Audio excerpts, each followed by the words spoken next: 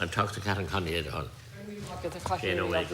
Fáilsim Reverend Jesh bheith páirteach sa díospóireach seo agus tá ahar agams na flachais agus atótha go bhfuil strís ar aig go bhfuil si bheith cant fúmsa mar eisiom lár.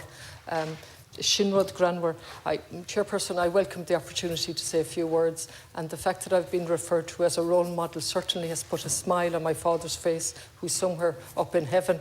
I can tell you that openly. Picking up on Deputy Durkin, and that we're making progress, we're making progress. Let me put the progress in context. In 1919, we had Countess Markovich, elected in 2018, the first member of the Dáil. And then in the second Dáil, we got 5 women, and then it went up and down. And I think in 1981, we passed the barrier of 10 women in the Dáil in 1981. And finally, here we are in this Dáil, and we have 37 TDs here. And so that's the context. If we look then at equality, it's not just about women. It's about a thriving economy. And I try to use the language of men always when I'm talking about domestic violence and gender violence, to say we can't possibly have a thriving economy nor an equal society as long as we have appalling violence. And appalling violence we have, I'm afraid, it makes it impossible for the mother and for the children growing up in that to take part actively in society in a confident way. And so we look at the progress. What progress in relation to domestic violence at a conservative cost, 2.2 billion. And I'm always uncomfortable using this because there are so many other aspects of gender and sexual violence that I'd like to be talking about. But I try to use the language of patriarchy and the cost of it alone that might catch the attention to say, even on that level, we should begin to look at it. And that's a conservative estimate. And so back in I think it was the year my second son was born in 97, 96, we had a task force on violence. 337 pages, and fast forward and we're still talking about it. Something as basic as a safe place, a safe refuge. We've been waiting, I don't know how long, for that report, constant pressure, and we finally got it, to be told what we all know: there is no safe place for women, or men indeed, when they're subjected to violence. That's the most basic thing we need. And I would have thought at this stage we would make those places multifunctional with the view, like with statements on the Irish language and statements on International Women's Day, that at some point they'll be redundant. And at some point refuges will be redundant and we can say we've done our job. And they'll be multifunctional. And so when we look at the appalling murder of Aisling Murphy, death of Aisling Murphy. And I just want to use her name, Aisling, again, because I've used it before. It means dream.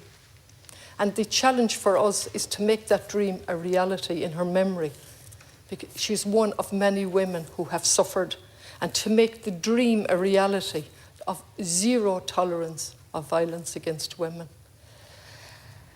In relation to International Women's Day and the National Maternity Hospital, I said already earlier on, it's an absolute insult that 3 wise men at the top, who have been duly elected in a democracy, think it's okay to have secret talks or to collude with secret talks about something as important as a national maternity hospital.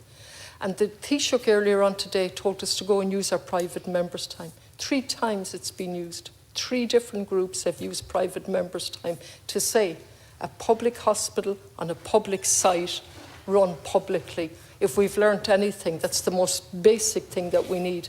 And only today again we have the Taoiseach infantilising women all over again, like the institutions have done.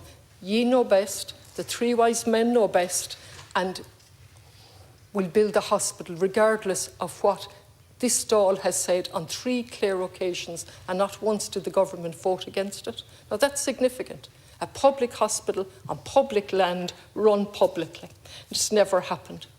In relation to women in politics, I think women just have to take courage in their hands and stand. I don't know what other supports, of course supports are necessary, but women have to stand up and say, we look on the world differently.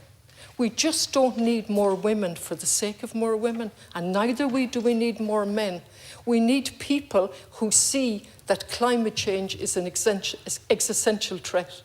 We need TDs who see war as not something that's inevitable.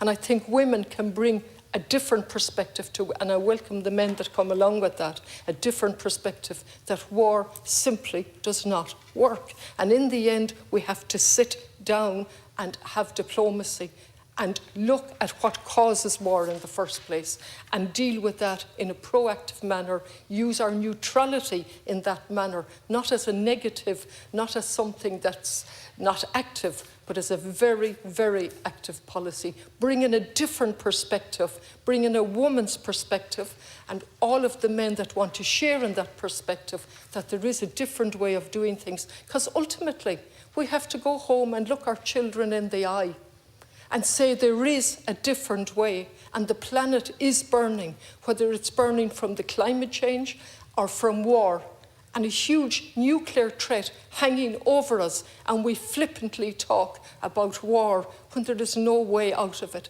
So I welcome more women in politics. I also welcome more men who see life in a different way and have the courage to stand up and say, not in our name. Please don't do this in our name. There are many other things I could say, but a direct result of the inequality is the pension. And I just want to say one specific, if I may, on that, and it's been pointed out in the committee lately. Directly as a result of the marriage bar, which is only one of the many discriminatory bars that were there, 57,000 women do not qualify for the state pension today due to the marriage bar.